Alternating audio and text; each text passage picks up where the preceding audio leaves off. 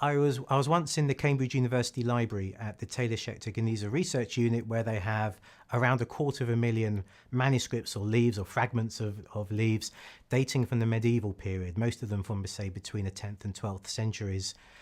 And there was one very interesting manuscript. It's very small, maybe about so big, and it was a medical fragment written in Jewish-Aramaic script, and it had been seen by generations of scholars in Cambridge. It had been in Cambridge for about 100 years, and they'd all looked at it and said, yes, Jewish-Aramaic, medical fragment, we'll come back to it sometime. Nobody ever bothered coming back to it in any real way.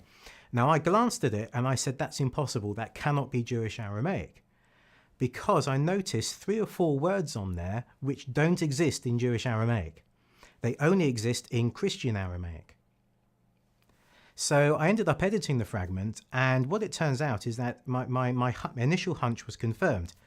This is what we call Syriac, a Christian Aramaic dialect, used by Eastern Christian churches for many, many centuries, but Syriac transcribed, in other words, written in Jewish Aramaic script. And that is a big deal. First of all, we kind of had an inkling for quite a few years that something like this probably did exist, but this was the first time we ever saw it independently attested anywhere in the world. But the really big deal about this is it proves to us that even if it's just on a very small level, 1,000 years ago, at least one Jew and at least one Christian, both of them medical professionals, sat down together and in some way collaborated on a scientific venture, which is a lovely thought. So when we come to decipher an ancient text, we're not working in a vacuum.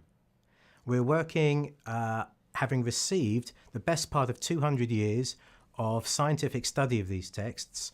We have learnt the languages, we have learnt comparable texts in those languages or in related languages.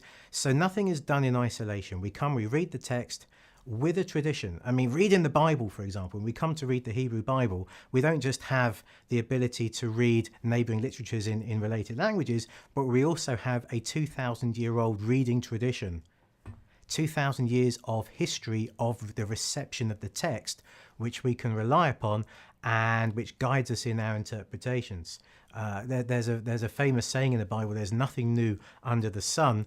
And when we come to read the Bible, you're not coming up with new and fanciful, fashionable new interpretations to try and wow people. You really are conscious of the fact that you've received this very important and very weighty tradition, and you've got to maintain that with care.